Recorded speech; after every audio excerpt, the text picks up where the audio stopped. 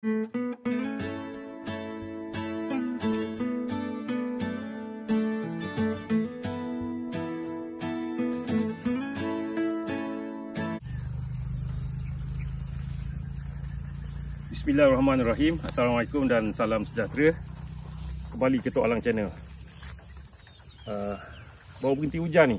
Sebenarnya saya dah dalam 3-4 hari tak pergi kebun, sebab di kawasan saya ni hujan dah 3-4 hari berturut-turut dengan lebat. Jadi saya anggap musim kemarau kita dah tamat dah. Saya ingatkan 2 minggu lepas tamat dah hujan sekali. Rupanya sekali je dia hujan. False alarm. Jadi maknanya penanda palsu. Ini saya rasa betul ni. Negeri Terengganu ni sebenarnya sama juga macam negeri-negeri lain. Musim kemarau kali ni dia agak ekstrim sikit, agak panjang sikit lah. Jadi apa kaitan dengan pokok durian pula kan musim kemarau ni? Ini yang saya nak cerita ni. Kita pun belajar pada orang juga. Saya hanya ambil pengalaman orang yang sebelum-sebelum ni. Orang cerita, orang bagi tahu, kita belajar dan saya share dengan subscribers ataupun pengikut Tok Alang Channel lah. Sebelum itu seperti biasa like sekali. Sebenarnya saya biasa minta orang suruh minta like ni dan juga subscribe ni bukan apa Pertama saya kata minta like sebab bila ramai orang like saya punya video ni, YouTube dia akan lebih promote saya punya video lah. Jadi lebih ramai lagi orang kawan-kawan kita akan dapat tengok lah. Dan subscribe tuan-tuan tu sebagai tanda sokongan kepada Tok Alang Channel untuk lebih berkembang lagi.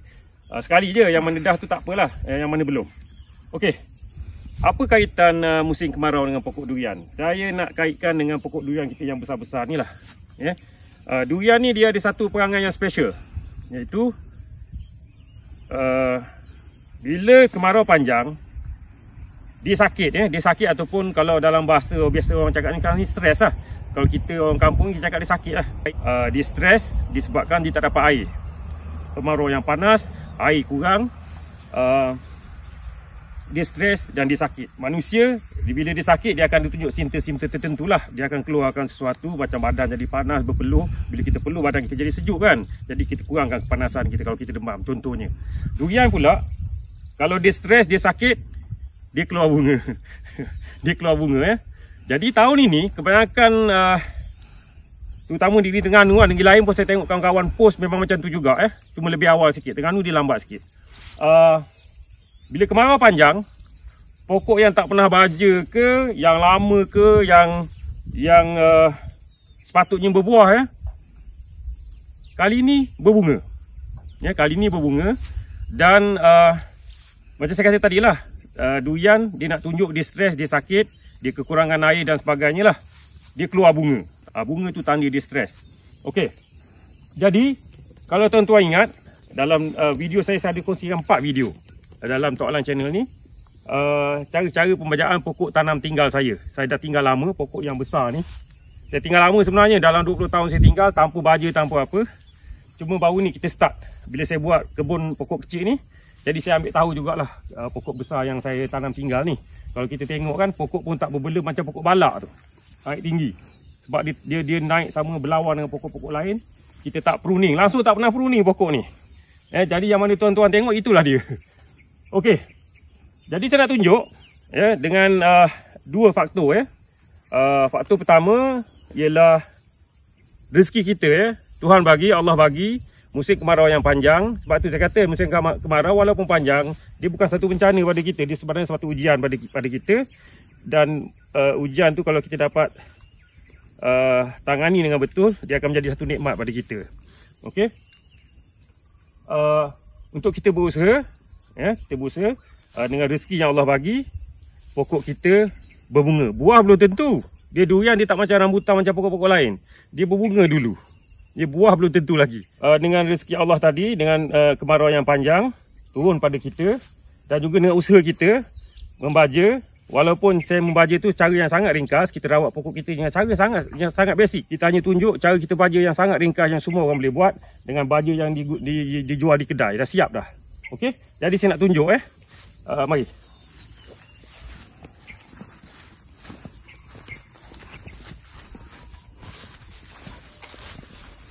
Kalau ingat kan, bawah ni dulu kan saya buat telaga kan. Masa saya buat telaga, saya kata kan backhoe lalu ni di bawah ni pokok musangking.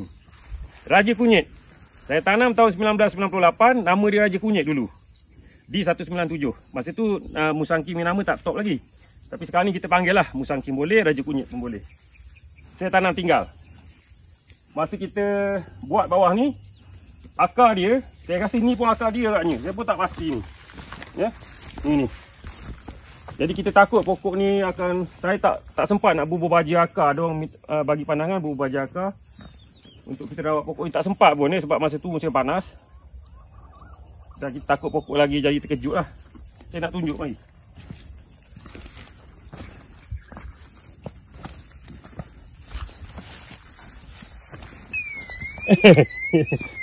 Nanti dulu penjaga kita bunyi ni.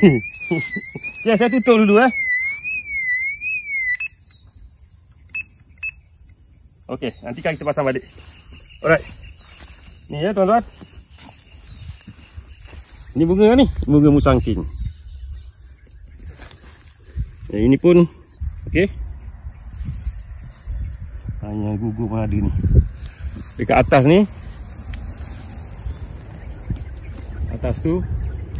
Okey, di 197 dan kita nampak dekat, kalau kamera boleh dapat tangkap lah. Kamera saya ni cahayanya pakai telefon je. Saya guna kamera telefon je. Kalau dapat nampak lah, dapat fokus, dapat lah. Okey. Dan ini pokok yang pertama saya nak tunjuk. Saya ada 5 je pokok. Dan ini pun bercabang buah. Tak tahu tahan lama mana. Tapi insyaAllah lah saya akan tunjuk kalau dia berbuah lekat banyak nanti, kita akan buat sesuatu lah. Kita bimbang juga sebab angin sini kuat kan. Saya dah tunjuk masa dalam satu video saya pokok di 88 tu sekah kan.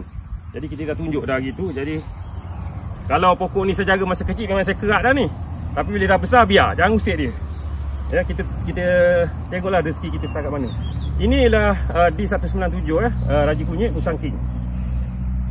Berbunga. Ya, hasil daripada kemarau yang panjang tadi dan juga cara kita rawat pokok kita yang saya tunjuk dalam video saya. Okey, jom kita pergi pokok satu lagi.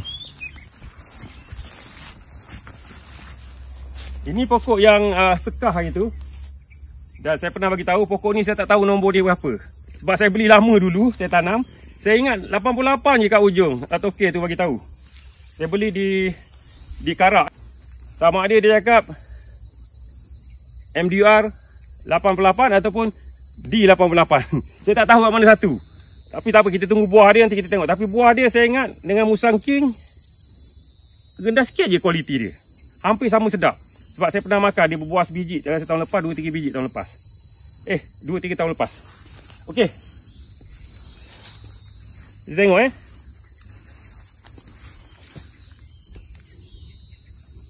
inilah akan menjadi bunga dia ni.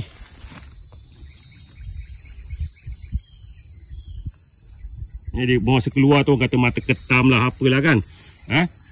Tak apa, kita tak kisahlah tu. Yang kita tengok insya-Allah ni akan jadi bunga. Kita haraplah akan jadi buah. Ya, sebelah sini. Sebelah sini ada lagi. Atas tu. Jadi memang dekat dahan atas tu memang penuh lah. Memang penuh. Cuma kita tak dapat nak fokus sebab dia tak kembang lagi. InsyaAllah lah kalau bunga kembang nanti kita masukkan dalam video kita. Jom kita tengok D24 pula. Okay, ini D24. Saya ada 3 pokok yang sana tu, tengah ni dengan yang ujung. Kita tengok yang tengah lah. Yang situ kat atas ada. Tapi dia dah tak banyak. Bawah tak ada dekat batang tidak ada. Yang kat sana saya rasa ada 1-2 je. Tapi di atas banyak lah. Memang pokok kita 5 pokok yang kita rawat baru ni semua berbunga. Ini D24.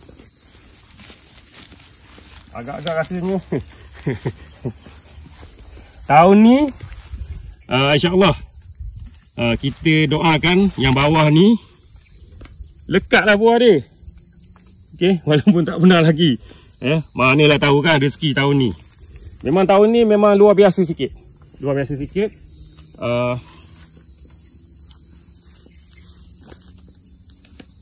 Kita tengok sebelah sini. Hari tu ada takut dah gugur dah. Sebelah sini Yang dahan ni. Kita tengok ni. Ni semua buah ni. Ada yang baru muncul. Ni pun ada. Ni pun baru nak keluar ni. Ni. Okey. Bunga. Panas. Matahari pagi ini pokok kita yang kelima, yang kat ujung ni. Tak ada bunga di batang ni, setakat saya tengok tak keluar lagi. InsyaAllah lah, kalau dia keluar lambat sikit, tak apa lambat sikit, kita boleh makan buah kan. Kita doakan dia itu. Okey, elam kat ujung tu bunyi. Biasa kadang-kadang daun-daun sawit sebelah tu gerak dia bunyi. Okey, tak apalah. Pokok ni pula, kalau kita nak tengok tu dekat atas tu. Kalau boleh fokus lah memang banyak lah. Memang banyak bunga kita yang jadi tahun ni. So kita doakan kelima-lima pokok ni akan lekatlah buah dia pada tahun ini. InsyaAllah lah, kalau di mana-mana pun kita doakan dugaan kita semua menjadi. Kepada kawan-kawan kita yang ada banyak pokok tu, alhamdulillah. Kepada kawan-kawan yang tak ada pokok, alhamdulillah juga. Mungkin kita dapat merasa durian yang agak rendah harga dia. Tapi jangan didoakan harga terlampau rendah sangat. Kesian kita punya penanam-penanam durian. Okey. Masing-masing dia ada sebab dia. Dia pasaran supply and demand. Maknanya permintaan dan penawaran menentukan harga durian lah. Okey, kita bagi petani-petani kita rasa kehidupan yang lebih senang. Saya pun tak jual, belum merasa mesin pun hasil durian ni. Pokok ni kita tanam yang besar ni. Kalau luruh bagi jiran-jiran kawan-kawan yang datang, kalau betulan ada rezeki kita bagilah. Pokok kita yang kecil tu yang saya tanam dalam video ni terlampau kecil lagi, tak ada buah lagi. Jadi kita doakan semua petani durian kita, pekebun durian kita tahun ini dapat hasil yang lumayan, dan juga kita harap semua orang dapat merasa buah durian tahun ni lah. Okey, baiklah sebagai kesimpulan untuk video Tok Alang channel kali ini, kita tamatkan. Saya kembali semula ke pokok G24 kita ni untuk kita tunjukkan buah kita yang bunga durian kita yang kat batang pun bunga. Saya ingat ada kat umbi ada, dekat banis tak ada, tak muncul. Jadi saya itulah saja. Kita doakan semua petani-petani durian kita di Malaysia ni, di Indonesia, di Brunei, yang menonton, yang di Singapura pun, dan juga semua negara ASEAN dapat hasil yang memberansangkan, hasil yang lumayan, supaya kita sama-sama dapat berkongsi rasa buah durian pada tahun ini. Okey, saya rasa itu saja setakat ini. Sekian. Assalamualaikum. Bye bye.